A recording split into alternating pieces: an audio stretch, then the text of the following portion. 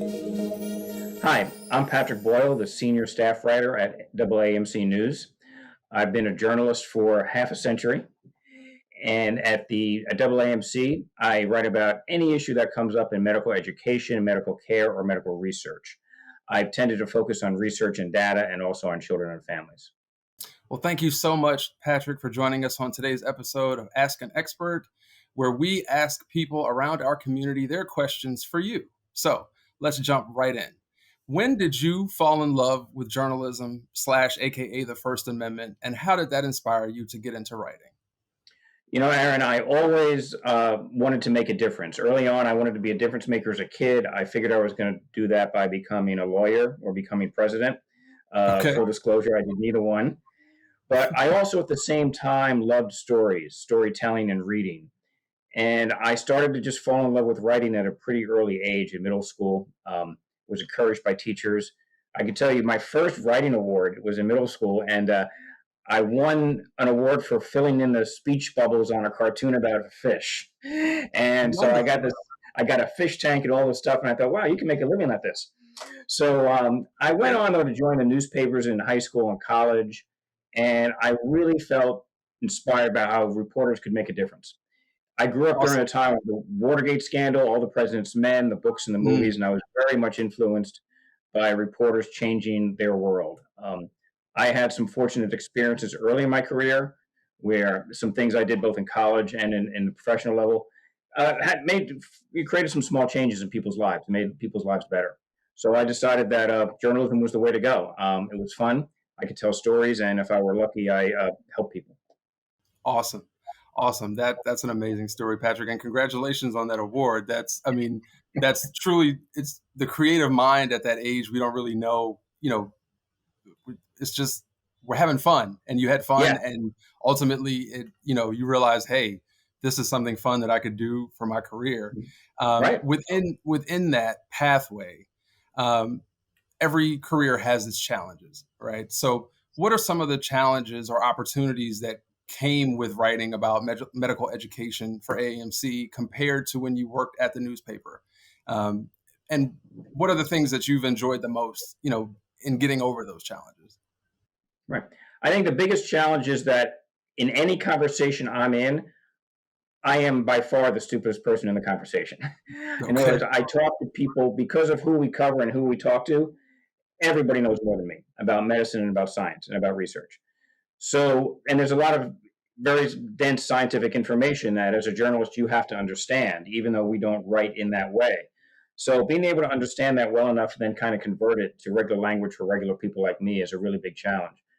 The great thing about writing for AAMC News and about our people, and I mean people in the medical field, is they are incredibly patient about this. I've never had, in my 4 years here, I have not had anybody give me a hard time about not understanding something or having to go back and say, okay, if I'm hearing you correctly, you saying this, and having them steer me the right way.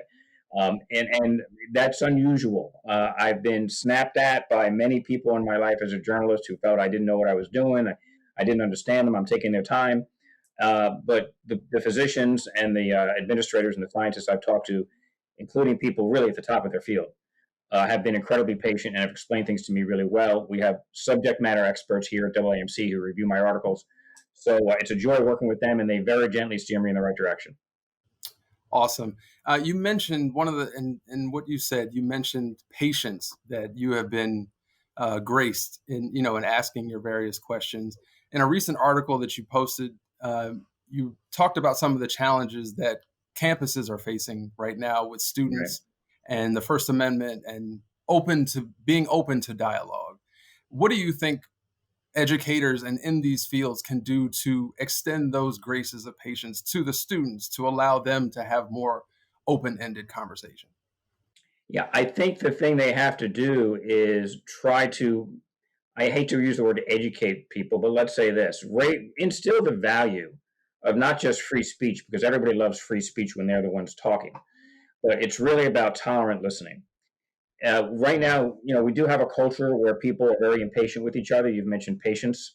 A lot of our leaders in media and politics are delegitimizing other points of view, not basing their opinions on facts, getting very hot with people. And we have to tone down the basic the level the color there, so to speak, and the heat. So there are a lot of college administrators who see this, and they're having conversations with students, but not just, hey, you have to listen. When, for instance, in one school in Colorado, when some pro-choice students complained that some pro-life speakers should not be allowed on campus to speak, she said, "No, you're not allowed to do that as a medical student in particular. You have to listen to people. You're going to have to listen as a doctor. So let's figure out how you do a counter protest, so to speak, and you get your voice heard as well. And you attend this thing and you listen." There are schools that are doing symposium where they bring in speakers and they even have debates where people take both sides of an issue and then the students get involved. I think you have to model that kind of thing. And the schools are modeling that, but you have to show students that time around listening doesn't mean you have to agree with everything people say. It doesn't mean you even have to give some of the opinions credibility if they're really based on nothing. But you have to hear people out, and they're going to show examples of how to do that. Wonderful. Within the context of how you go about your writing, Mm-hmm. what are the ways that you keep things simple for your audience in a very complex medical arena where terms and words are potentially difficult to say or even understand or what they mean and all of those things? How do you simplify it for your audience to help engage them to ensure that they're getting the most out of what you're trying to write about? Yeah, I start right at the top. That's a great question. And I start with the opening when I interview people. And I explain to them who our audience is. Although a lot of doctors and researchers read our material, a lot of our views are also from the general public, looking for credible medical information. So they come to the AAMC. We have to remember that. So I tell them we don't get too much into the weeds on cellular structures and what a bacteria does, but I need to understand it. So go ahead and explain it to me, but we try to stay away from jargon, for instance. I also make sure to kind of state things back to people. So if I'm interviewing you as a scientist, I might say, okay, if I hear you correctly, you're saying this. And I put it in regular words, and you can tell me if I'm wrong or right. And that helps a lot. We also do fact checking. We send things back to the sources. We have subject matter experts in here, and they're very good at recognizing that we have to remember who we're writing for. A lot of times I think I'm writing for me. And if I understand it, that's great. If I can't understand it, I assume other people don't. And when I have it read by our team at AAMC News, we're very good at saying, look, you know what? I might be able to figure this out, but I can't. And I don't think we need to get this deep. It's going to throw people off. So we are always remembering what you might call today the end user. That is the reader. And it's a regular person who's looking for medical information, science information. Am I helping them with this explanation or not? Okay, wonderful. Well, that's a perfect segue to kind of ask my last question. And Mhm. if you could give a piece of advice to an aspiring writer, whether they want to get into print, newspaper, online, or medical education writing, what would you offer them? I give them the advice I heard at my first journalism symposium in high school from a gruffy old editor who was up on a podium, with tie loose and coffee stains on his shirt.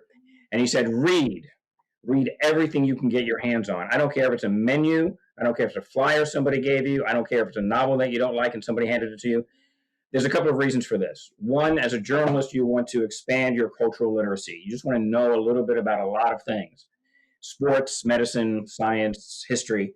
The other thing is you really begin to absorb different writing styles, and you get to see how different things are handled. So, look, if I'm sitting in my dentist office and People Magazine is sitting on that table, I am not the least bit interested in People Magazine, but I read People Magazine. I want to see what those folks are saying and what's going on out there. So I would say whether it's books or anything in front of you, the ads on the subway, just get in the habit of reading things. That's great advice. I definitely would agree with that 1000%. The more I read, the more words I'm exposed to, your articulation and vernacular grows, your knowledge Yeah. grows, your ability to communicate with all different types of people on all different types of levels just expands. So, thank you so much, Patrick, for joining us today. I truly, truly, truly appreciate your time.